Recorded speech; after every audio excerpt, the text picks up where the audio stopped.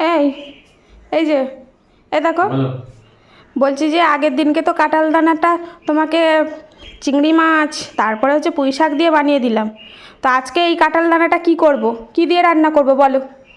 বেশি তো নেই না, আর বেশি দিন পাবেও না এই কাঁঠাল দানা। না, কাঁঠাল শেষ, দানাও শেষ। হ্যাঁ, তুমি এক কাজ করো, এই সুন্দর করে ডাল করো তো দেখি, কাঁঠাল দানার ডাল করো। আজকে ডাল খাবে? হ্যাঁ, সুন্দর করে ভালো করে এবারে যেমন করে করো আর কি, এরকম করে ডাল করো আজকে। তো চলো ঠিক আছে, কর্তামশাই যেকালে বলছে কাঁঠাল দানার ডাল খাবো, তো চলো আজকে কাঁঠাল দানার ডাল বানাই। তো প্রথমেই প্রেসার কুকারটা নিয়ে নিলাম, আর এখানে বেশ কয়েকটা কাঁঠালের দানা আছে, তো কাঁঠালের দানার উপরের খোসাটা ছাড়িয়ে নিয়েছি, আর এই যে ভিতর দিকে এরকম কালো কালো থাকে এগুলো আমি না কিন্তু ছাড়াই না, তোমাদের যদি পছন্দ হয় তোমরা এগুলো একটু রগড়ালেই উঠে যাবে। তো যাই হোক, এখানে দানাগুলো আমি প্রথমে প্রেসার কুকারের মধ্যে দিয়ে দিলাম, আর এর মধ্যে দিয়ে দেবো বেশ খানিকটা জল, কারণ এটাকে একটু সিদ্ধ হতে দিতে হবে। তো এখন হচ্ছে এটাকে আমি মোটামুটি ওই 4 থেকে 5টা সিটি মেরে নেব। তো এই তো কাঁঠালের বিচিগুলো একদম সিদ্ধ করে নিয়েছি, আর এক্সট্রা যে জলটা ওই জলটা ঝরিয়ে রেখেছি। এখন কিন্তু এই কাঁঠালের বিচিগুলো একদম এই একটা যা হোক নিয়ে বা ডাল ঘুটনি নিয়ে ভালো করে একদম ঘেটে নিতে হবে, যেমন ডালে ঘোটা দেয় ওই রকমভাবে এটাকে এখন বেশ ভালো করে একদম পেস্ট করে নিতে হবে। একদম সিদ্ধ হয়ে গেছে, মোটামুটি আমি 5টা সিটি দিয়েছিলাম, তাতেই কিন্তু একদম দেখো একদম আলুর মতন সিদ্ধ হয়ে গেছে। তো এখন এটাকে বেশ ভালো করে ম্যাশড করে নেব।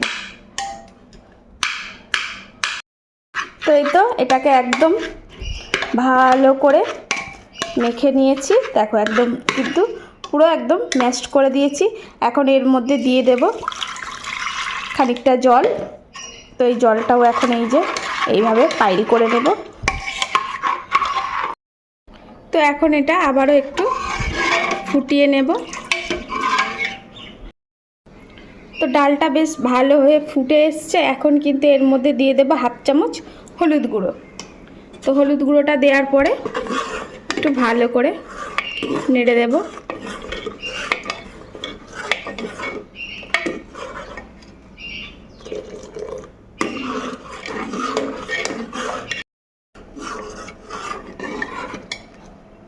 তো এখন ডালটা ভালোভাবে ফুটে গেছে, এখন কিন্তু গ্যাসটা বন্ধ করে দেব। তো এখন ডালটা সাঁতাল দেব, তাই একটা কড়া বসিয়ে দিয়েছি, আর কড়াটাও হয়ে গেছে গরম। তো এখন আমি একটু সরিষার তেল দিয়ে দেব। তো এখন এর মধ্যে দিয়ে দেব অল্প একটু গোটা জিরে। তো আমি এইভাবেই ডালটা করি। তো এই যে অল্প একটু জিরে দিয়ে দিলাম। এখন দিয়ে দেব দুটো মানে একটা লঙ্কাকেই 2 টুকরো করে নিয়েছি। দিয়ে দেব পেঁয়াজ কুচিয়ে রাখা, আর দিয়ে দেব সামান্য একটু রসুন কুচি। তো এখন এটাকে বেশ ভালো করে একটু লাল লাল করে ভেজে নেব।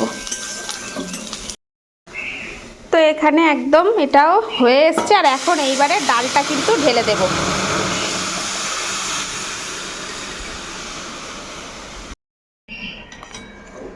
তো এই তো ডালটা কিন্তু একদম হয়ে এসছে, আর এখন কিন্তু এইবারে স্বাদের জন্য দিয়ে দেব একটু লবণ। তো স্বাদ অনুযায়ী লবণটা দিতে হবে এখানে। আর এখন একটু দিয়ে দেব খুব সামান্য করে একটু চিনি। এটা তোমরা দিতেও পারো নাও দিতে পারো, যেহেতু কাঁঠাল দানার ডাল তো একটু মিষ্টিটা দিলে এর স্বাদটা কিন্তু খুব সুন্দর হয়। তো বন্ধুরা ডাল কিন্তু একদম রেডি, এখন গ্যাসটা করে দেব বন্ধ। তো বন্ধুরা কাঁঠাল দানার ডাল একদম রেডি। তো আমি একটু পাতলা পাতলাই রেখেছি, কারণ আমাদের বাড়িতে খুব একটা ঘন ডাল কেউ পছন্দ করে না, তাই একটু পাতলাই রেখেছি। তোমরা চাইলে কিন্তু একটু ঘনও বানাতে পারো। তো বন্ধুরা কেমন হয়েছে? আশা করি ভালোই হয়েছে, তাই না? তো ভালো লাগলে অবশ্যই একটা লাইক দিও। আর যারা ফেসবুক থেকে দেখছো তারা আমার পেজটাকে কিন্তু ফলো করো, যারা ইউটিউব থেকে দেখছো তারা কিন্তু আমার এই ইউটিউব চ্যানেলটিকে সাবস্ক্রাইব করো। তো বন্ধুরা আজকে আসি, দেখা হচ্ছে আবার নতুন কোনো ভিডিওতে। ততক্ষণ সবাই ভালো থেকো, সুস্থ থেকো, সাবধানে থেকো। আর অবশ্যই অবশ্যই আমার এই রেসিপিগুলো কেমন লাগছে এটা কিন্তু অতি অবশ্যই জানাতে কিন্তু ভুলো না। তো চলো আজকের মতন আসি, টাটা।